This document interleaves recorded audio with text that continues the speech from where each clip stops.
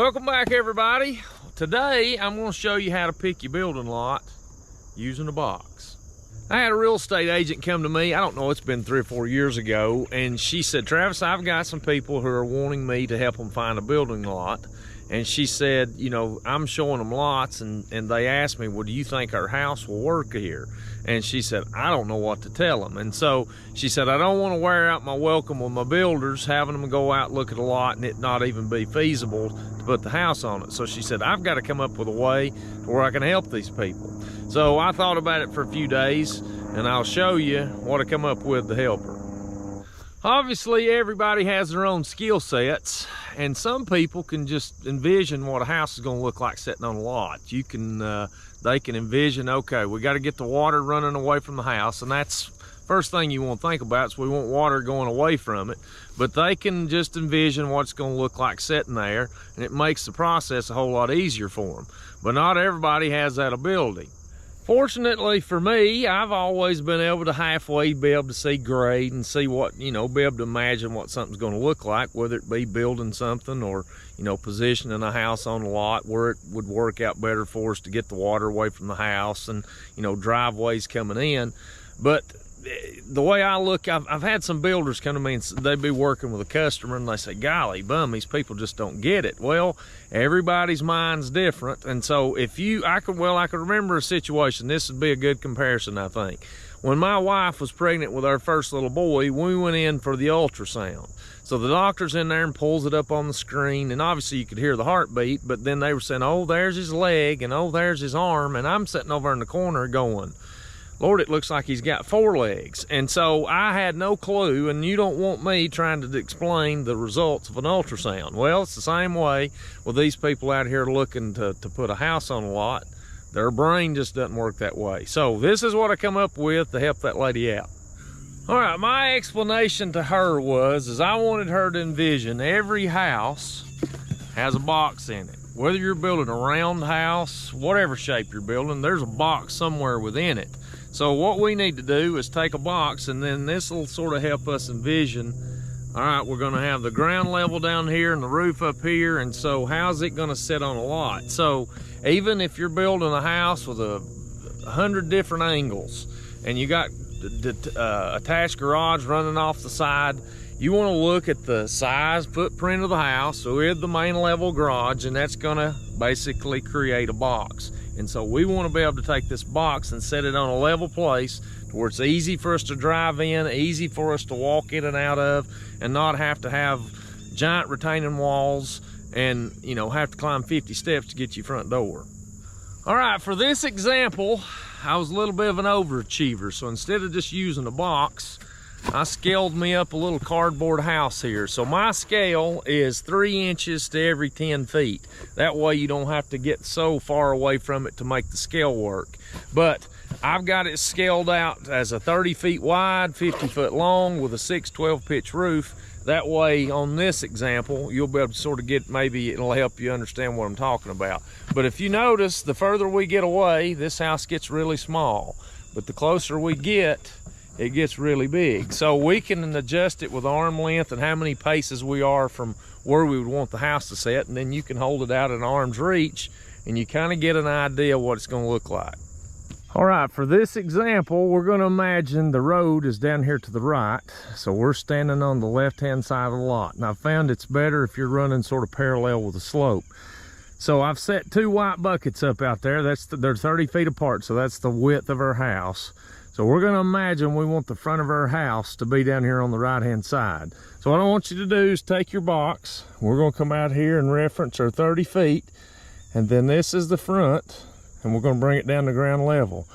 We do not want any dirt on this structure anywhere. So we want it above ground level. We want it at ground level. And we got to think. We want to bring it on up above ground level so we can run water away from it. But in this case, we're going to drop it down to ground level, and then we're going to take our cell phone and we're going to take a picture of it. All right, for this example, we've got the front down at ground level, but if we look at the back side of the house, that dirt is about 5 feet high on the back side of that house, so we don't want any dirt on it. So in this case, if the front of the house we've got the front where we want it, we would have to elevate this house 5 to 7 feet to get it up out of the ground in the back. So what's that going to do? That's going to bring in steps getting into the front door, and the list goes on and on and on. So, you know, anytime you've got something up here and you've got dirt showing on your structure, the more dirt that's on it, the more money it's going to cost you, the more steps, the more retaining walls you're going to have to deal with. All right, as we look at all these examples with our house sitting out here on our lots, I want you to imagine that we will want to walk in the door. So the door would be coming in somewhere in here on the house. So we got to imagine, I want you to imagine walking into the box, and I want you to imagine driving into the box if you've got a main level garage. So that's something to keep in mind as you look at all the examples. All right, in this example, we're going to imagine that the road is now on the left-hand side of the lot. So we'd be standing on the right-hand side of the lot. So we're going to bring our box back in. We're going to line up the front of the house with the left bucket. So we see we're in pretty good shape up here at the top. We're going to have to elevate the house just a little to keep the water from running off the hill into the house. So we'll elevate it, and we can come out here and create a swale. And that way we can get the water around it. But we can walk in the front door fine, but how are we going to drive in it? Well, if we're dealing with a main level garage here, it's hard to drive on air. So we're going to have to do some backfill to be able to get a garage maybe to come into the end of this house. But if you look at the back of the house, when we're sitting here, we've got about 5 feet out of the ground. So we're going to have a crawl space or a basement, something to be able to build us up to that level. In this example though, probably the house that would work best here is we're going to put a basement under this house. We raise it just a little to keep the water away from the front, but then we're going to have to come out here with a retaining wall to hold this dirt back, and then we could have a drive-in basement to come in underneath the house. All right, in this example, let's imagine we're standing in the road. So we're looking from the front of the lot toward the back of the lot. So we got a slope from left to right. So I've extended my bucket out down here to 50 feet. So I'm gonna take my little house and I'm gonna stick it up here and level it up.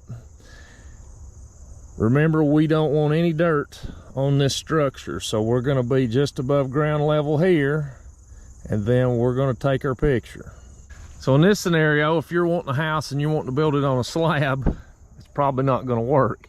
Obviously, we look down to the right side and you've got a lot of air underneath it. So this lot's going to lend itself most likely to a basement with a retaining wall off the front corner. Then we're going to backfill up against the front of the house.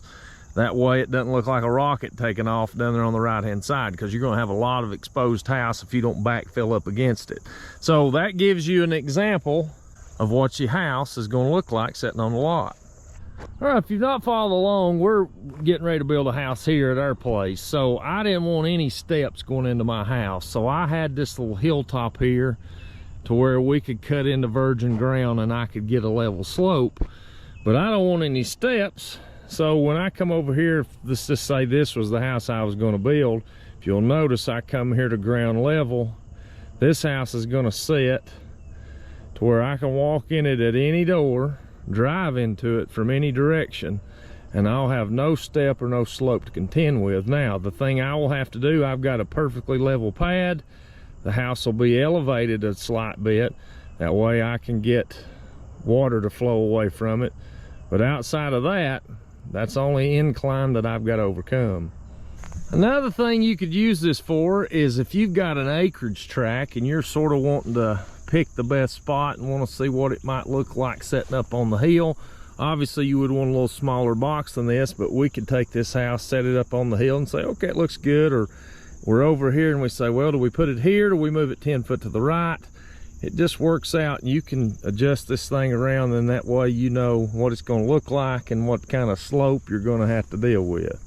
All right, a simple checklist if you're going to use the box. Number one, water cannot go toward the house. It's got to go away from the house. Thing to remember. Two, we don't want any dirt to be on the structure, so we got to be above the structure. Three, imagine yourself when you're holding this box up, you get it up there, you take a picture to where you can get it back and look at it. You got to imagine yourself walking in this box or driving into the box. And lastly, However far it is from here to the ground, most likely the greater that distance, the more it's going to cost you. More retaining walls, more steps to make the house livable.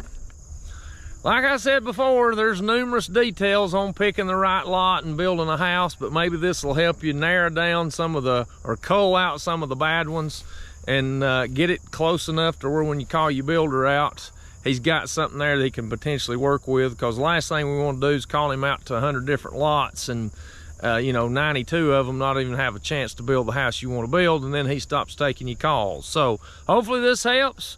If you watched, I appreciate it, and hey, we'll see you later. Before I leave, I will say it is a sacred day here in Tennessee today. Tennessee football team plays Florida later on this afternoon, and if you've not ever experienced Neyland Stadium, I'll stick you a little clip in here.